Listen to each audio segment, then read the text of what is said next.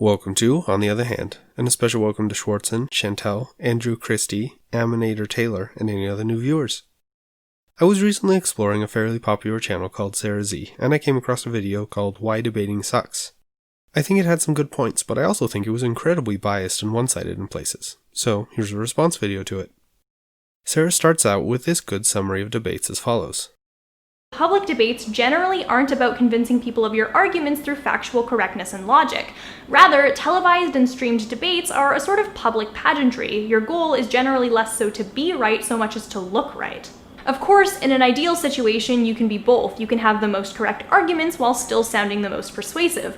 But those two things aren't mutually inclusive. You can and do often have one without the other. That doesn't mean we can't learn anything from watching someone debate. How someone conducts themselves in this public setting is still very telling. This is especially true when it comes to presidential and parliamentary debates. They're a good way to tell how someone responds to situations of disagreement, how they handle tough questions under pressure, and how they balance assertiveness and diplomacy, and debates can do this in a way that other settings, like controlled interviews and rallies, can't by introducing a degree of accountability and unpredictability. I think this is a valid enough reason to have these debates in and of itself, so long as they're understood for what they are, and winning one isn't treated as synonymous with being right.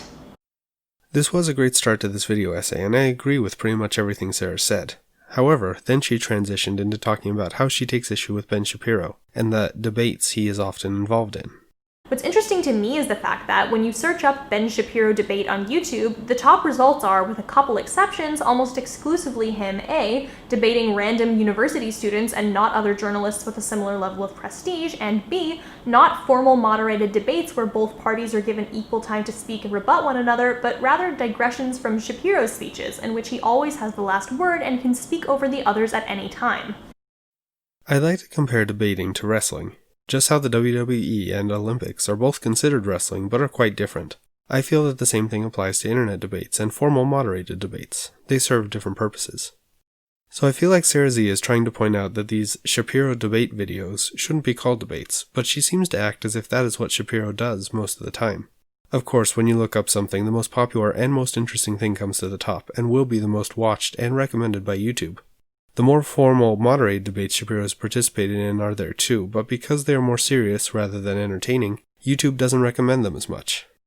Anyway, I get the feeling Sarah set up talking about Shapiro in this way because she wanted to respond to one of Shapiro's famous clips, which she does. After addressing that section, she goes on to say this about Shapiro.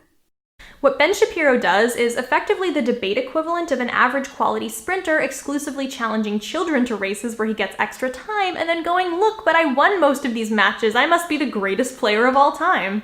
This is further evidenced by the fact that when Shapiro does engage with actual journalists and people his own age, he tends not to fare very well. Take Shapiro's interview with journalist Andrew Neil pertaining to his new book. Neil pointed out numerous examples of Ben Shapiro contributing to and benefiting from a culture of anger and personal attacks, despite the fact that Shapiro's book blamed the left for public discourse becoming less civil. As the interview continued and Neil kept bringing up more and more quotes, many of which Shapiro still stood by, Ben Shapiro quickly became more and more flustered. He then accused Neil, a hardline conservative, of being a leftist before resulting to personal insults and cutting the interview short. Shapiro himself later acknowledged that he wasn't properly prepared for Neil's comments, leading him to lose the debate, but followed up that acknowledgement with an article claiming the majority of those quotes were either taken out of context or were things that were completely true that liberals just didn't like.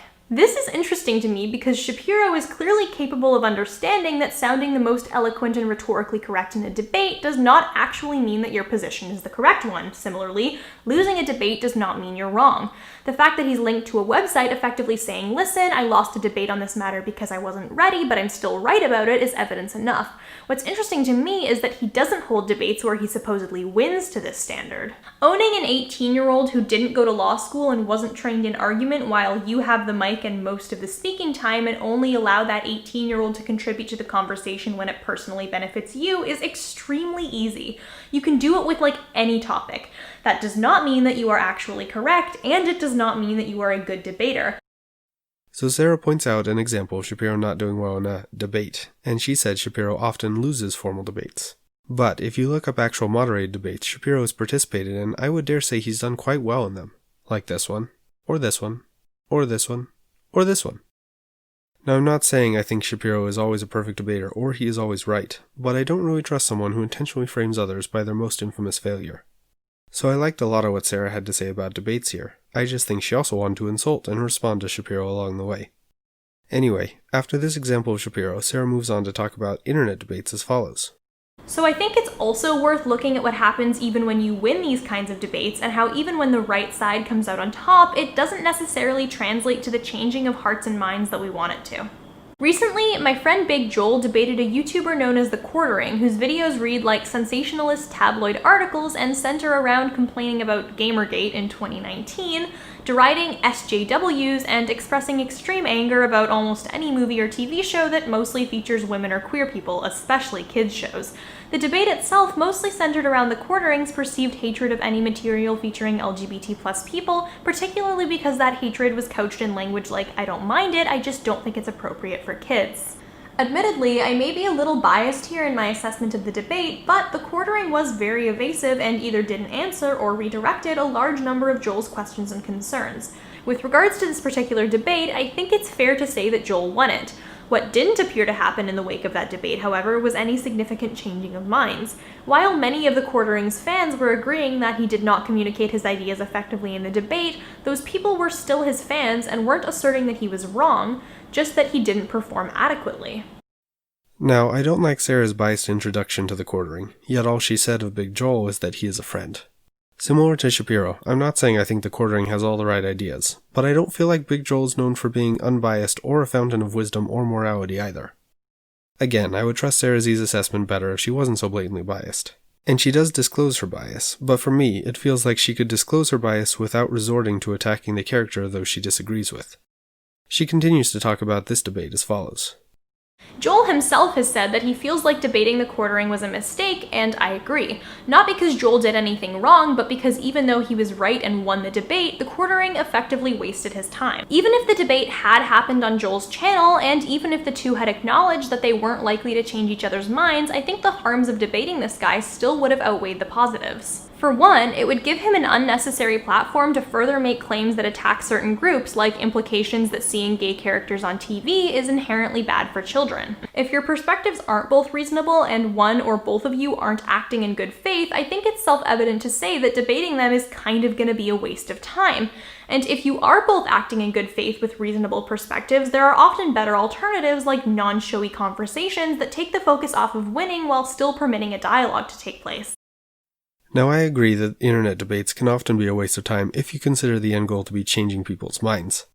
But I'd like to take a short detour from this clip into one from Sean from the channel Actual Justice Warrior, where he talks about the Debate Me format. Look, I know the standard line on YouTube that you get from most content creators is that they're this holier-than-thou figure who never does anything based on a financial motivation, despite the fact that all of the changes in their channel specifically align with what is more financially viable. But we're all adults here, or you guys out in the audience I expect to be adults, or mature enough to understand things like Santa Claus isn't real. People do things for financial motivation. The Debate Me Bro format is a huge moneymaker. As soon as it's not a giant moneymaker, people will move on from the Debate Me Bro format because there's nothing to be gained in terms of conversation from that. There's no additional value in that except for meme-generating clips or ridiculous moments. I like this clip because many internet debates are done for making money. The people who engage in them understand very well what they're doing and why. And I feel like this point is lost on Sarah, as can be seen when she wraps her video as follows. From the perspective of anyone who's been constantly bombarded with debate me, I hope this video can serve as a general argument for why, in most cases, you probably shouldn't engage. If they're a bad faith actor, there are a variety of potential harms, from making you look bad to wasting your time to giving horrible views unnecessary attention that don't make the benefits worth it. And if they're acting in good faith and you're genuinely interested in a conversation, consider using a different form of dialogue that doesn't primarily emphasize winning.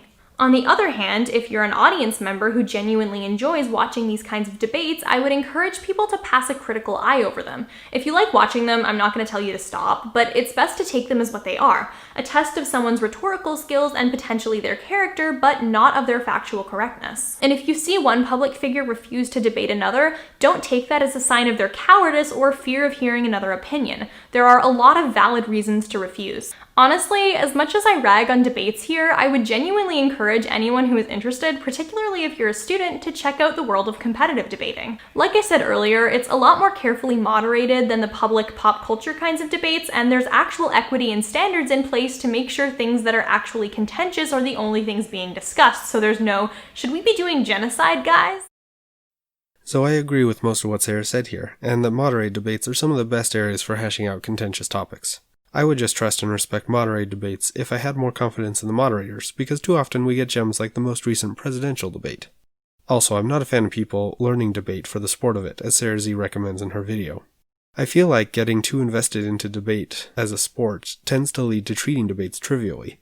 A good example of trivializing a debate can be seen by Kamala Harris. In this first clip, she attacks Joe Biden's character in a debate as follows. We've also heard, and I'm going to now direct this at Vice President Biden, I do not believe you are a racist. And I agree with you when you commit yourself to the importance of finding common ground.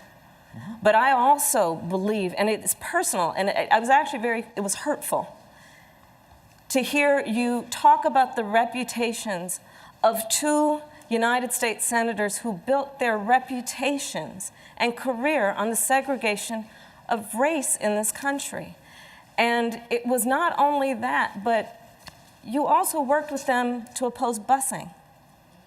And, there was a little girl in California who was part of the second class to integrate her public schools.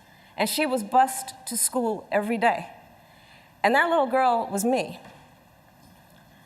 So I will tell you that on this subject, it cannot be an intellectual debate among Democrats. We have to take it seriously. So after such a direct attack on another candidate, Harris later stated she actually held the same views on busing as Biden. Biden eventually became the presidential nominee and started to look at Harris as a possible vice president. During this time, Harris had an interview where she dismissed the previous clip as follows. In those debates, you landed haymakers on Joe Biden. I mean, his teeth were like chiclets all over the stage, and now I believe you that you're fully supportive of him. How does that transition happen? How do you go from being such a passionate opponent on such bedrock principles for you, and now you guys seem to be pals? It was a debate. Not everybody landed punches like you did, though. It was a debate. So you don't mean it? It was a debate. That the whole reason, literally, it was a debate. It was called a debate. I understand. Everyone traveled to the debate. There were journalists there covering the debate, where there would be a debate of differences of opinion and issues. Okay.